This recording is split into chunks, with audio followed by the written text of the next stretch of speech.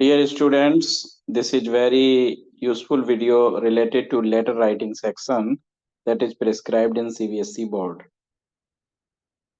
And in this video, I'll discuss letter of complaint and placing order.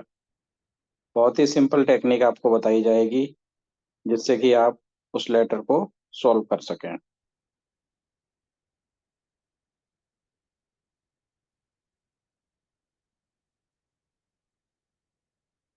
देखिए, letter of complaint आपके CBSE board में जो question आता है, एक इस तरह का क्वेश्चन आता है जिसमें कोई भी इलेक्ट्रॉनिक आइटम जो आपने कहीं से परचेज किया या कोई और भी आइटम हो सकता है जो आपने वहां से परचेज किया हो, उसमें कुछ डिफेक्ट आ जाता है और फिर उस डिफेक्ट को सोल्व करने के लिए उस डिफेक्ट के लिए आप लेटर ऑफ कंप्लेंट लिखते हैं। तो क्वेश्चन के थ्रू ही देखते हैं। जैसा कि ये क्वेश्चन दिया गया है, you are Digvijay Deepika living at 543 Mudaliarpet Puducherry, write a letter to the proprietor of Anil electronics, Berry street, Puducherry, complaining about Onida washing machine purchase from the shop. तो देखिए, जो एड्रेस दिया गया है, सबसे पहले कोई भी लेटर हो, चार तरह के लेटर आपके लगभग आ रहे हैं। Complain letter, inquiry letter, placing order और लेटर टू एडिटर। तो उसमें एक कंप्लेंट लेटर है आपका। सबसे पहले हमने एड्रेस लिख लिया, हाउस नंबर, ये इसको बोलते हैं सेंडर्स एड्रेस। ये सेंडर एड्रेस लिख दिया आपने, सेंडर्स एड्रेस, सेंडर्स एड्रेस। फिर एक लाइन छोड़ के आपको डेट लिखनी है। यहाँ पर आपको एक लाइन छोड़नी है और एक लाइन छोड़ के आपको डेट लिखनी है। डेट लिखने का यही तरीका ठीक है, सबसे पहले डेट लिख दो, फिर मंथ लिख दो और मंथ के बाद ईयर, कोई कॉमा नहीं, कुछ नहीं। ये हो गया आपका सेंडर एड्रेस और सेंडर एड्रेस के बाद ये हो गई आपकी डेट।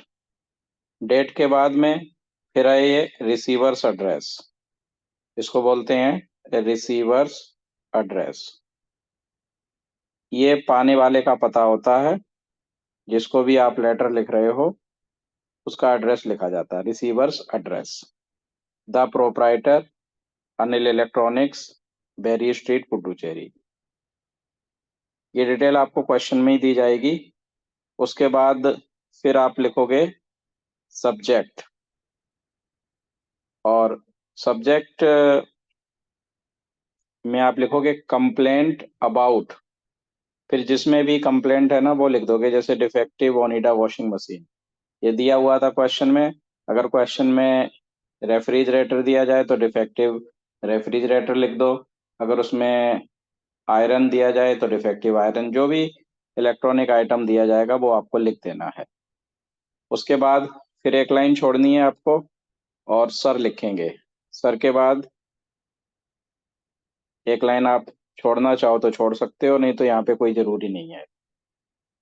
उसके बाद ये इंट्रोडक्टरी, ये मतलब इसकी जो लैंग्वेज है, इसमें खाली ये वाला पैराग्राफ जिसको मैं अंडरलाइन कर रहा हूँ ये बदलता है, क्योंकि हर आइटम की अपनी अलग अलग प्रॉब्लम्स होती हैं, अलग अलग उसके डिफेक्ट्स होते हैं। और देखेंगे कि एक बार अगर आप इसकी लैंग्वेज को मेमोराइज कर लेंगे तो ऐसे ही लेटर को लिख सकते हैं। जैसे थ्रू दिस लेटर, इस लेटर के जरिए, I would like to draw your kind attention, मैं आपका ध्यान आकर्षित करना चाहता हूँ, किसकी तरफ, towards the purchase of Onida washing machine. अब बस खाली ये बदलना है आपको यहाँ पे, जो मैंने रेड से अंडरलाइन किया। और इसी तरह से इसकी लैंग्वेज जो है ना स्टार्ट होगी कि through this letter I would like to draw your kind attention towards the purchase of Onida washing machine from your reputed shop, vide cash receipt number 112, ये कुछ भी लिख सकते हो आप, इमेजिनरी है, डेटेड 18 फेब। जिस भी डेट को आप लेटर लिख रहे हो उससे 7 डेज पहले की डेट डाल दो, क्योंकि हम उसमें ये लिखने वाले हैं आगे। फिर ये जो पैराग्राफ है ये भी फिक्स रहता है बिल्कुल। इसमें हमें बस ये लिखना है कि भाई 1 वीक तक ये आइटम ठीक चला और उसके बाद से इसमें प्रॉब्लम आ गई है, टेक्निकल प्रॉब्लम आ गई है। तो ये सभी में लिख सकते हो। ऐसा नहीं कि आपको वहां सोचना है, फटाफट ये लेटर लिखा जाएगा तुरंत। The above said washing machine functioned smoothly for 1 week। सब में लिखना है इसको।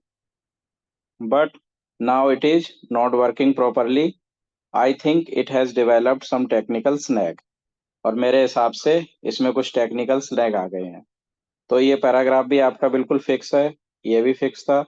ये भी फिक्स है। फिर ये कुछ प्रॉब्लम्स बताई गई हैं। ये आइटम टू आइटम डिफर करती हैं। तो वो 2-3 सेंटेंस बस आपको ऐसे बनाने हैं। जैसे ये लिखा है कि it's drying section is not working properly. यहाँ पर ये इट्स गलत टाइप हो गया, ITS ऐसे लिखा जाएगा। It's drying section is not working properly. इसका ड्राइंग सेक्शन अच्छे से काम नहीं कर रहा है। It takes a lot of time in drying the clothes. Clothes को सुखाने में बहुत समय ले लेता है ये। Sometimes it makes unbearable noise. और कभी कभी इसमें बहुत ज्यादा तेज आवाजें भी आ जाती हैं। तो बस ये 3 सेंटेंस आपको बनाने हैं। वो कई बार क्वेश्चन में भी दे दिए होते हैं। और इसके बाद जो पैराग्राफ आने वाला है, ये ये भी बिल्कुल फिक्स रहेगा। आप इसको एक बार लर्न कर लो। एज इट इज लिखा जाएगा। इसमें बदलना कुछ नहीं है आपको। चाहे किसी का भी डिफेक्ट आ जाए। इसमें जैसे ये लिखा है वॉशिंग मशीन, बस ये बदलना है आपको। इसमें ये लिखा हुआ है कि भाई as the above mentioned washing machine is still within guarantee period. चूंकि ऊपर बताई हुई वॉशिंग मशीन जो है गारंटी पीरियड में है, I request you to replace it with the washing machine of the same model. बस ये बदलना है आपको। तो मैं आपसे रिक्वेस्ट करता हूँ कि आप उसी मॉडल की वॉशिंग मशीन से उसको रिप्लेस कर दो। और send your engineer to rectify the fault. या अपने इंजीनियर को भेज दो फॉल्ट को रेक्टिफाई करने के लिए। ज़्यादा हमें बात सोचने की जरूरत नहीं है, क्योंकि मार्क्स लेने के लिए जो है ना, हमें फिक्स लैंग्वेज पता होनी चाहिए। उससे क्या होता है, हम ग्रामेटिकल एरर से बच जाते हैं और हमारे मार्क्स अच्छे आ जाते हैं। फिर थैंकिंग यू, योर्स फेथफुली। और अगर बॉयज़ हैं तो वो दिग्विजय लिख देंगे, गर्ल्स दीपिका लिख देंगे। एनक्लोजर, एनक्लोजर में लिख दो कॉपी ऑफ इनवॉइस। जो बिल की कॉपी होती है वो ये लिख दो। तो ये डियर स्टूडेंट्स, ये हमारा लेटर ऑफ कंप्लेंट हुआ, बिल्कुल फिक्स। इसकी लैंग्वेज सेट जो हो सकती है मैंने आपको बताई। इसके बाद देखते हैं प्लेसिंग ऑर्डर। उसकी भी बिल्कुल फिक्स लैंग्वेज आपको बता देंगे। जैसे हम कोई भी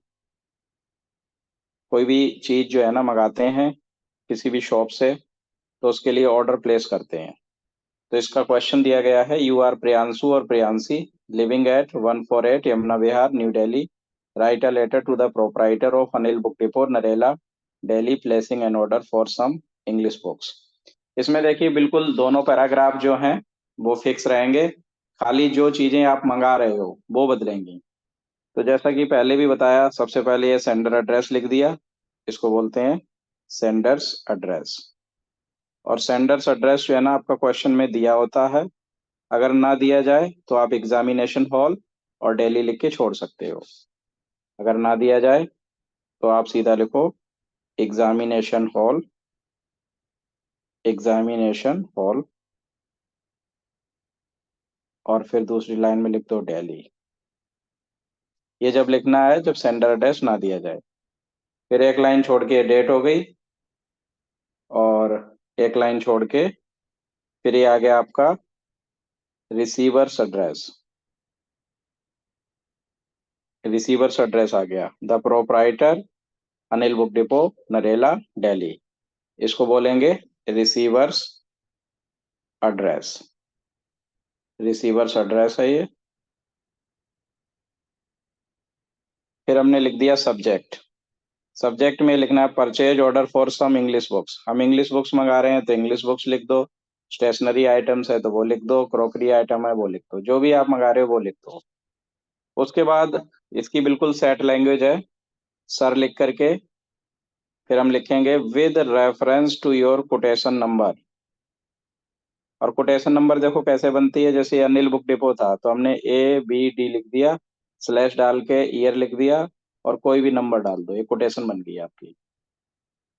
तो with reference to your quotation number, आपने जो कोटेशन दी थी उसके रेफरेंस में dated 20th February 2024, I hereby place an order for some English books as mentioned below.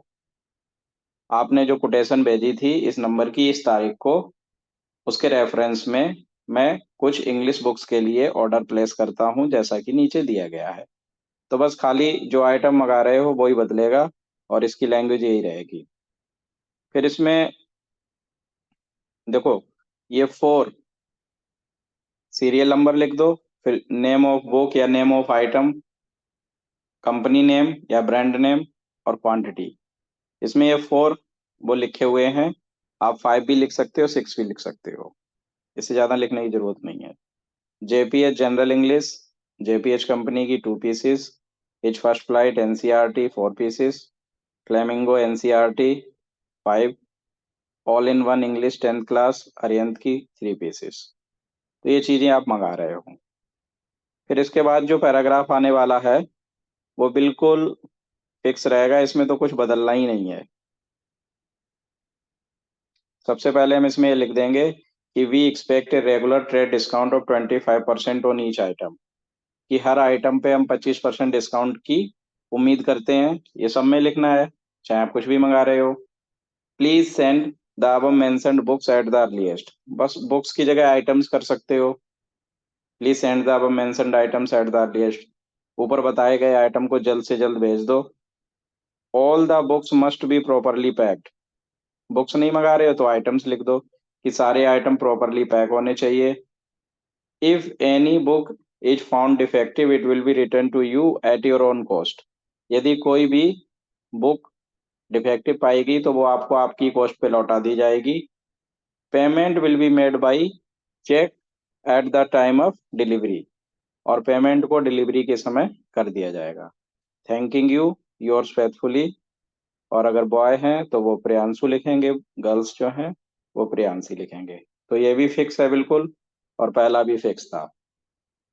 तो डियर स्टूडेंट्स, मैंने आपको ये लेटर टू एडिटर की वीडियो पहले भेज दी थी, और लेटर ऑफ इंक्वायरी की भी बचे हुए जो 2 थे ये भी भेज दी।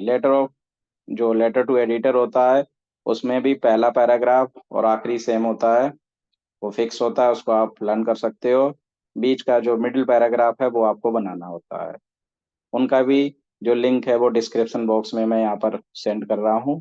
तो आप ये चारों लेटर को अच्छे से रिवाइज कर लो, and I hope they will be prove very useful for the exam.